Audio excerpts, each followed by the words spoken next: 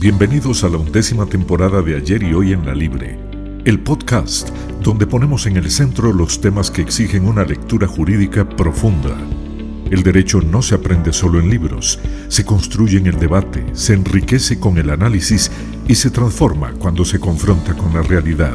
Cada semana analizamos casos, doctrina y jurisprudencia con el respaldo académico de especialistas y docentes de alto nivel. Dele play y acompáñenos en este nuevo ciclo de conocimiento jurídico. Bienvenidos todos y todas, les saluda Maureen Salguero, conductora del podcast Ayer y Hoy en la Libre. Y bueno, pues muy contenta de tenerlos por acá en otro episodio más. El día de hoy es un episodio bastante importante, principalmente en el marco de lo que se celebra este mes, propiamente el 25 de noviembre, con respecto al Día Internacional de la Eliminación de la Violencia contra la Mujer. Y justamente a propósito de esto, pues tenemos a nuestro invitado, que ya les voy a contar de quién se trata. Él es don Ronald Cortés, es magíster en Ciencias Penales por la Universidad de Costa Rica, ex magistrado suplente de la Sala de Casación Penal, laboró como juez durante 30 años, actualmente es abogado litigante en materia penal en el bufete Fortaleza Legal, profesor de grado y de posgrado de nuestra universidad, la Universidad de Escuela Libre de Derecho. Profesor, ¿cómo le va? Buenas tardes, Maureen. Encantado de estar aquí. Bueno, y justamente este tema, yo creo que es un tema que definitivamente se tiene que mantener abordando, que es en lo relativo a nuestra ley de penalización de violencia contra las mujeres. Sin embargo, pues el tiempo probablemente no nos va a alcanzar para abarcar en su totalidad todo lo que tiene que ver con la penalización, pero yo espero que lo podamos continuar si usted nos acepta una siguiente invitación. Claro, con mucho gusto, siempre estoy abierto a las invitaciones que me hace la universidad. Muchísimas gracias. Muy, muy amable. Vamos a hablar específicamente de esta ley especial nuestra y quizás para enmarcar, y ahorita vamos a entrar más en detalle, la ley habla de qué tipo de relaciones, mujeres con quién, digamos, cuáles serían las relaciones que cubre esta ley. Bien, lo primero que debemos decir es que esta ley, entra en el año 2007 como una respuesta a el cumplimiento de Costa Rica con la Convención para Erradicar la Violencia contra las Mujeres, o Belén do Pará, conocida como Belén do Pará, y la Convención también para erradicar toda forma de discriminación contra la mujer. Esta ley viene a desarrollar ese marco que estaba vacío a nivel legal, y como dije, entró en el 2007. Ha sufrido varias reformas, especialmente en el 2021 y en el 2025, que vienen a ampliar precisamente para cumplir con la convención cuáles son las relaciones que cubre la ley en relación a las mujeres. La ley es hecha para proteger a la mujer, ¿verdad? Eso es algo importante porque si bien hay un voto aislado de un tribunal de apelación que dice que algunos delitos de acá se aplican al hombre, eso es absolutamente errado. Es una ley de protección a la mujer. Ahora bien, con respecto a qué relaciones protege, ya no solo protege relaciones de pareja ligadas con matrimonio y unión de hecho como era en el pasado, sino que a raíz de la reforma del 2021 se protegen toda relación de noviazgo, convivencia, no convivencia casual o análoga de una mujer en que esté una mujer inmersa. Ese tipo de violencia, entonces vemos cómo ya no solo se abarca un matrimonio, no de hecho, sino hasta relaciones casuales, hasta relaciones de noviazgo. Y más adelante voy a explicar cómo también se ha extendido a otro tipo de ámbitos que exceden el ámbito familiar. O el ámbito de relaciones amorosas, si podemos decir. Claro. Y quizás lo más importante es esta referencia convencional, ¿verdad? Para poder brindar un marco de protección mucho más amplio, porque efectivamente el que conoce las espirales de violencia y las situaciones de violencia generalizadas entiende que esta vulnerabilidad que enfrenta la mujer ante relaciones de poder se ven en muchísimos ámbitos. Es correcto. Sí, y por eso estaba muy desprotegida en las relaciones casuales o las relaciones de noviazgo, Claro. donde hay mucha violencia hoy día a nivel de adolescentes, incluso, y a nivel de parejas jóvenes, ¿verdad? Entonces, esta reforma hecha en el 2021 viene a suplir esa falta que tenía la ley, que de alguna manera la jurisprudencia la había venido, por lo menos en lo que son relaciones terminadas, porque aunque la pareja esté divorciada o ya no esté conviviendo, la ley sigue protegiendo a la mujer. A partir de esta ley de penalización. De jurisprudencia de la Sala Tercera desde antes del 21, pero después del 21 ya con la ley. Ok.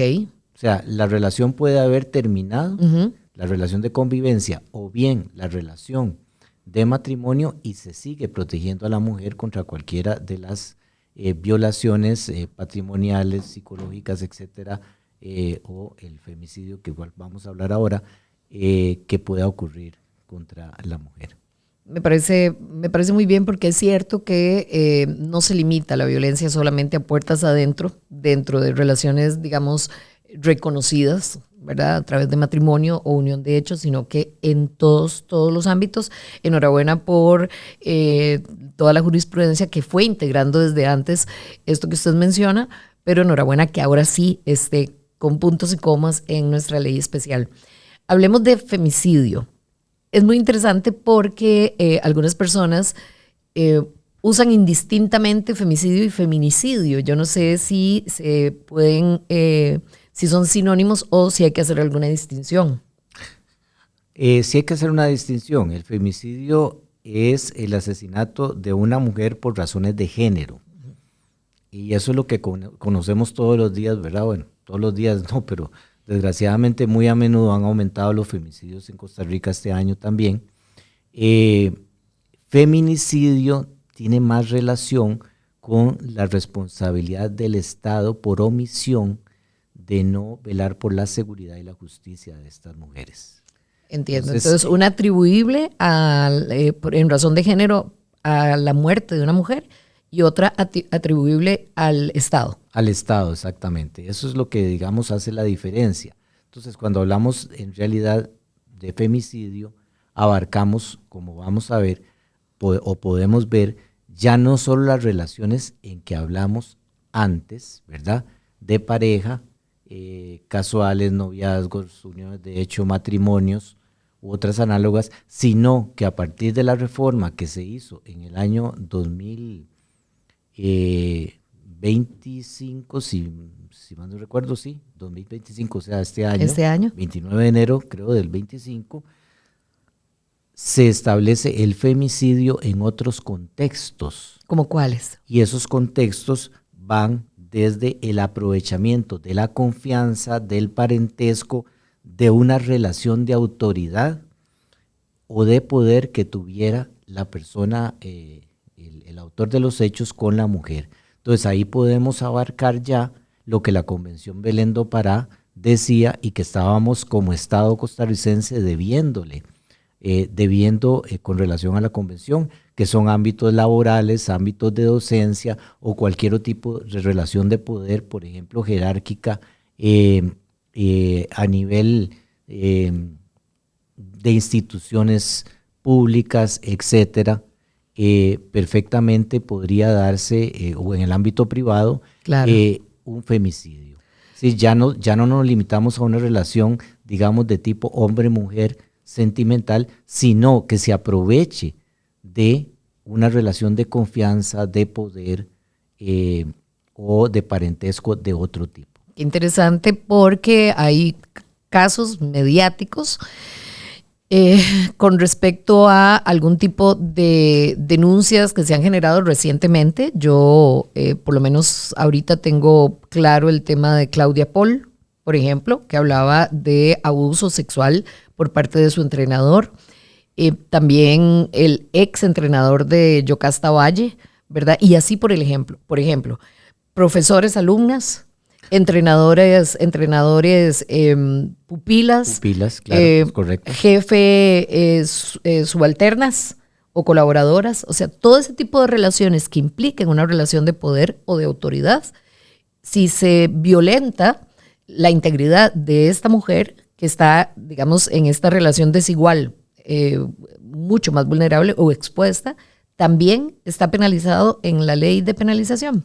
Sí, en el artículo 21 bis. Y ese artículo 21 bis, esas circunstancias que trae el artículo 21 bis van a ser aplicables también al maltrato, a las amenazas y a la restricción de la libertad de autodeterminación de la mujer, que son otros delitos. Entonces también aplican para las amenazas o para el maltrato, que puede ser verbal o puede ser físico, etcétera. Es que le voy a decir algo, profesor. Entonces vean cómo se ha ampliado el ámbito de cobertura de la ley con esta reforma del 2025, o sea, de enero del 2025. Estamos hablando de algo nuevo. Que acaba de pasar.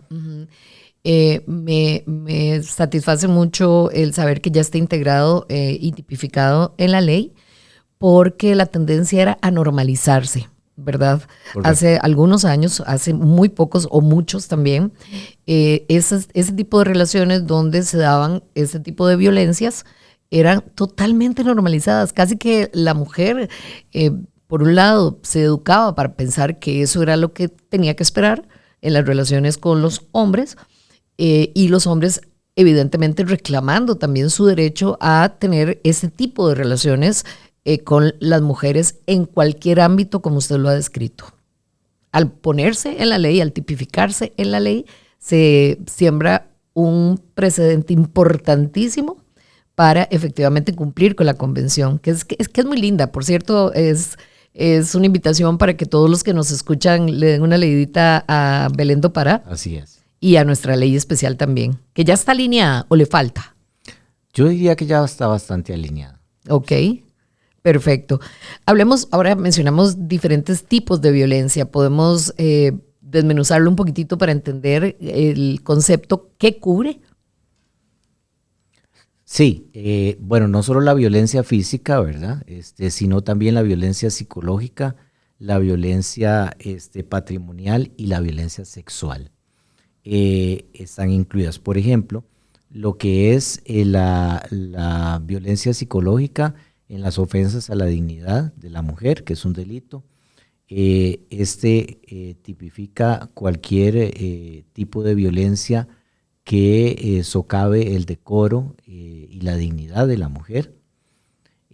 También tenemos la libertad de autodeterminación, por ejemplo, el obligar a hacer o a no hacer o a soportar a la mujer algún acto al que no está obligada a hacerlo y que no quiere hacerlo, ¿verdad? También es un delito, ¿verdad? Su libertad de autodeterminación está protegida por otro tipo penal.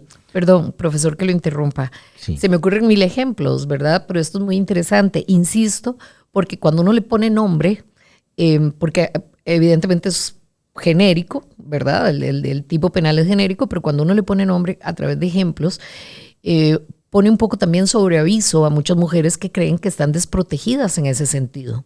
Entonces, una mujer que ya perdió el contacto con sus familiares porque su pareja no le permite hacer una llamada, visitar, está siendo víctima de violencia. Sí, claro. Claro. Claro que sí. Qué importante. Sería violencia psicológica, porque impide la autodeterminación de esta mujer. Sí, sería una especie de violencia psicológica, pero que también lo que violenta más es el ámbito de la autodeterminación. Claro. Sí, el poder hacer lo que yo quiero. O la mujer puede hacer lo que quiere, y no lo que lo obligan a hacer. Uh-huh. La obligan a lo que tiene derecho. Correcto. Entonces es una privación de uno de esos derechos y a partir de ahí se genera violencia. Correcto. Perfecto. ¿Qué otras? Bueno, hablamos también de la violencia patrimonial, uh-huh, que está protegida en los artículos 34, 35, por ejemplo, la sustracción de bienes de la mujer o susceptibles de ser gananciales.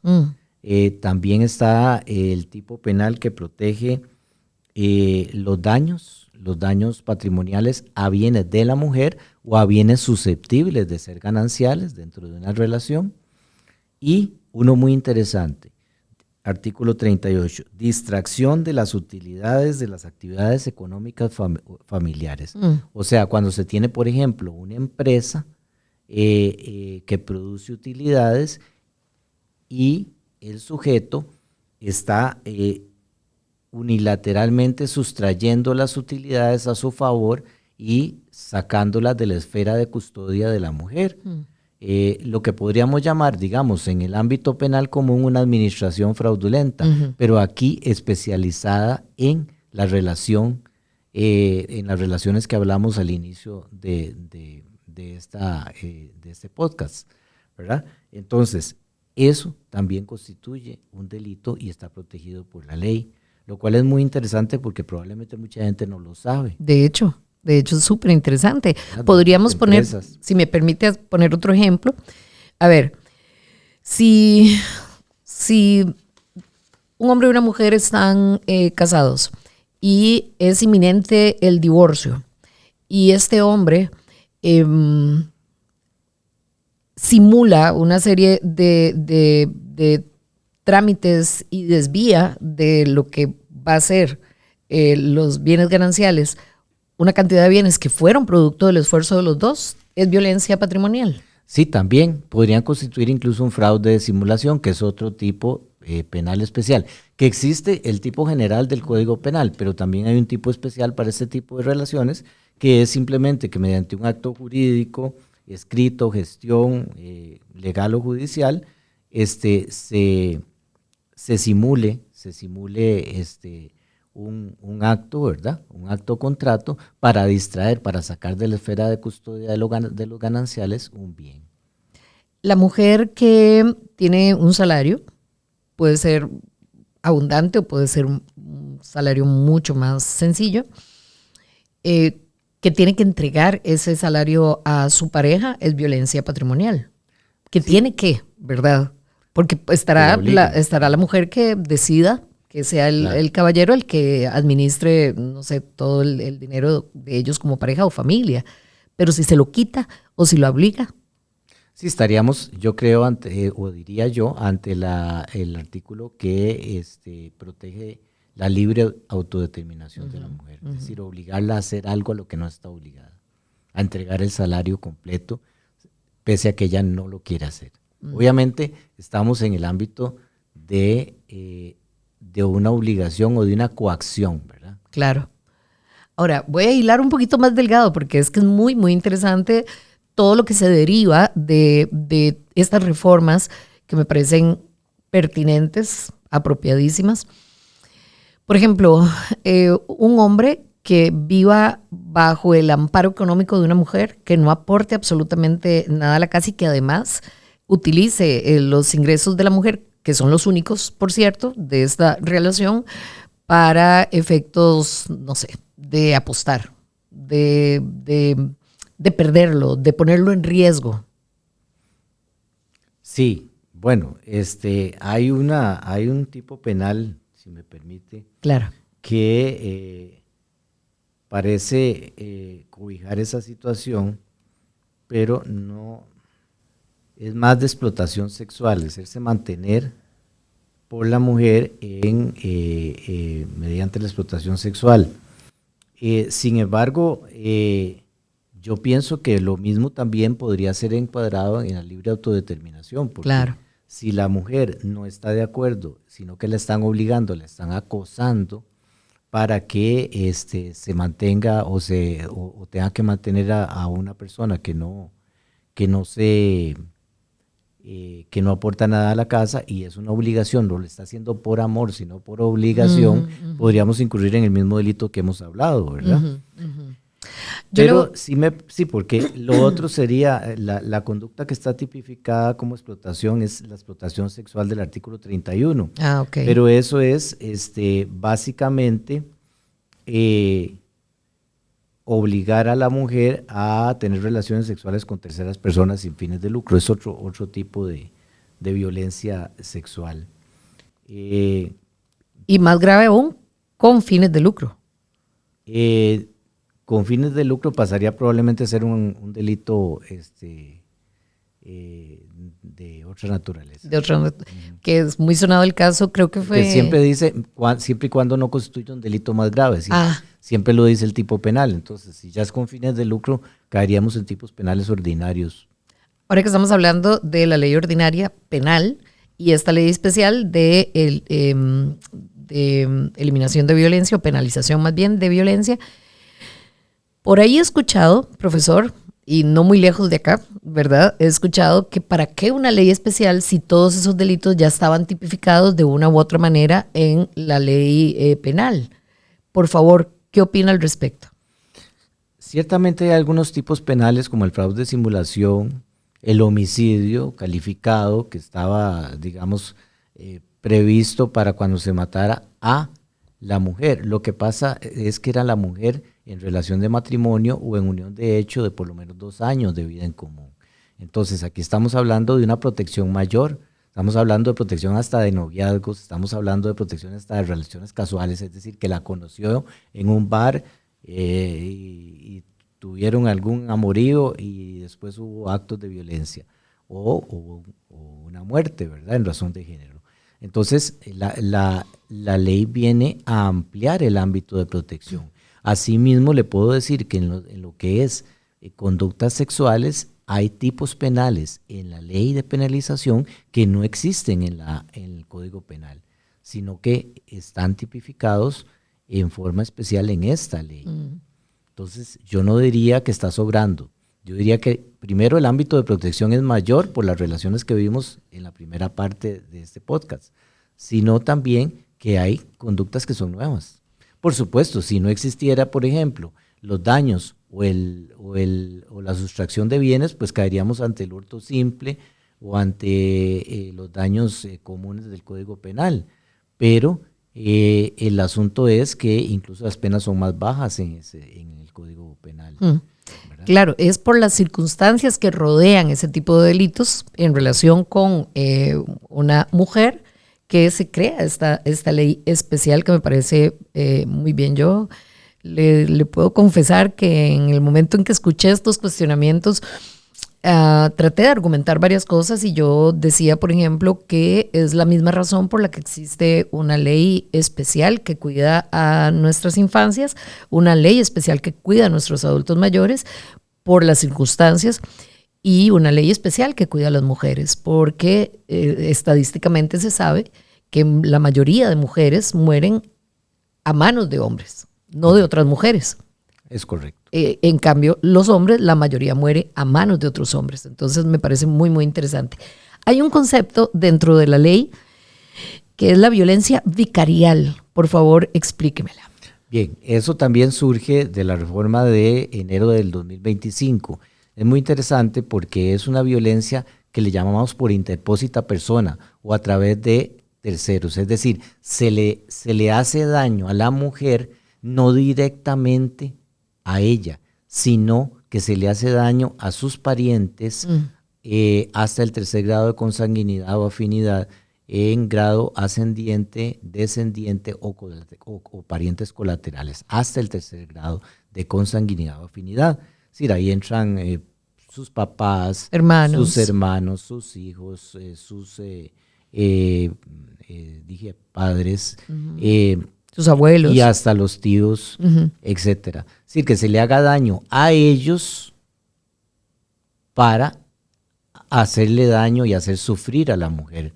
Entonces, esta forma viene también a estar tipificada como violencia, ¿verdad? En los artículos 41 al 43 de la ley, tanto para el femicidio como para los delitos de violencia física, etcétera. Es importante que también abarca a los animales de compañía. ¿Ah, sí? Sí.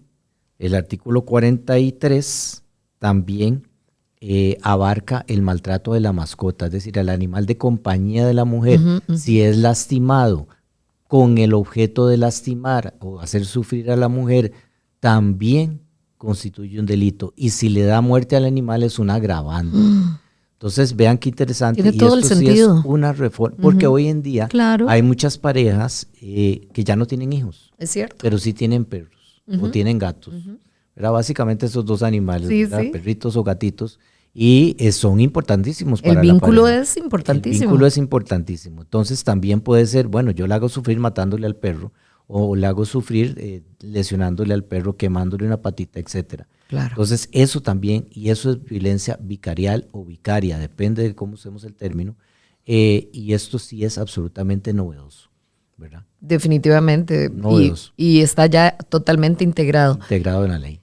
Profesor, pregunto, ¿hay algo que falte todavía en nuestra ley de penalización de violencia contra la mujer?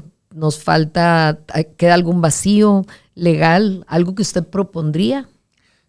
Mire, yo creo que, todavía el artículo 21 bis, que es el que hablamos de extender algunos delitos como el femicidio, el maltrato, las amenazas, etcétera, a relaciones de poder, relaciones de parentesco, o aprovechamiento de relaciones de poder o de autoridad,